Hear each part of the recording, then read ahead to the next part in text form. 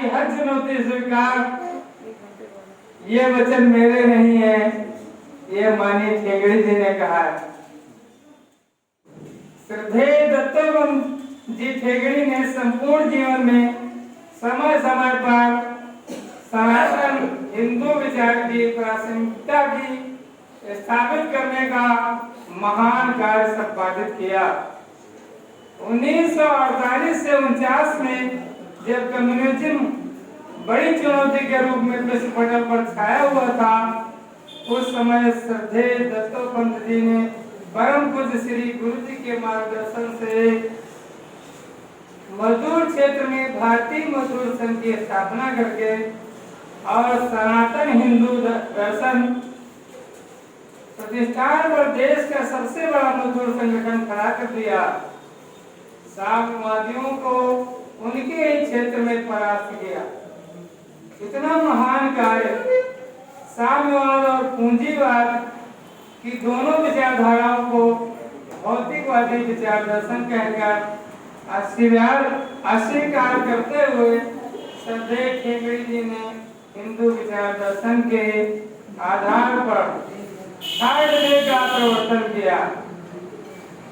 तीसरा रास्ता निकाल दिया, अर्थात हिंदू जीवन मूल्यों के आधार पर विश्व व्यवस्था का प्रवर्तन। भारत में पाश्चात्य लोकतंत्र की प्रणाली के अनेक महापुरुषों यथा लोकमान्य तिलक, पूज्य महात्मा गांधी जी, चक्रवर्ती राजगोपालाचारी जी, श्री मानवेंद्र नाथ राय, श्री गुरु जी तथा पंडित दीनदयाल जी के पाश्चात्य लोकतांत्रिक प्रणाली को भारतीय समाज जीवन के अनुपयुक्त बताया। श्रद्धेय दत्तोपंत जी ठेंगड़ी हिंदू परंपरा का मंडन करते हुए कहते थे कि देशभक्त से प्रेरित स्वायत्त और स्वयं शासित जन संगठन राज्य सत्ता पर धर्म दंड की भूमिका सफलतापूर्वक निभाएंगे, तभी राज सत्ता राजधर्म का पालन करेगी। 1986 से डंकेल प्रस्तावों के विषय में और उसके बाद बने विश्व व्यापार संगठन के विषय में राष्ट्र पर आसन्न आर्थिक साम्राज्यवाद और विदेशी गुलामी के विरुद्ध पुनः उन्होंने हिंदू अर्थव्यवस्था की श्रेष्ठता स्थापित करने के लिए व्यापक जन आंदोलन तथा गंभीर वैचारिक आंदोलन का सूत्रपात किया और देशभक्त की साकार व्यक्ति है स्वदेशी का सूत्र दिया। परम पूज्य गुरु जी और पंडित दीनदयाल उपाध्याय की परंपरा में श्रद्धेय दत्तोपंत जी ठेंगड़ी ने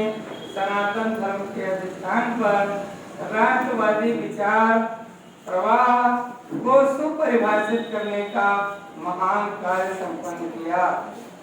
समकालीन विभाजनकारी राजनीति के संशोधन हेतु वैकल्पिक राजनीतिक प्रक्रिया को वैचारिक तथा व्यवहारिक अधिष्ठान प्रदान करने का महान कार्य आपने संपादित किया। श्रद्धेय ठेंगड़ी जी ने भारतीय मजदूर संघ, भारतीय किसान संघ तथा स्वदेशी जागरण मंच जैसे राष्ट्रवादी संगठनों का निर्माण केवल परिवर्तन के वाहक के रूप में ही नहीं तो राष्ट्र के समक्ष और समर्थ पहले संगठनों के रूप में किया।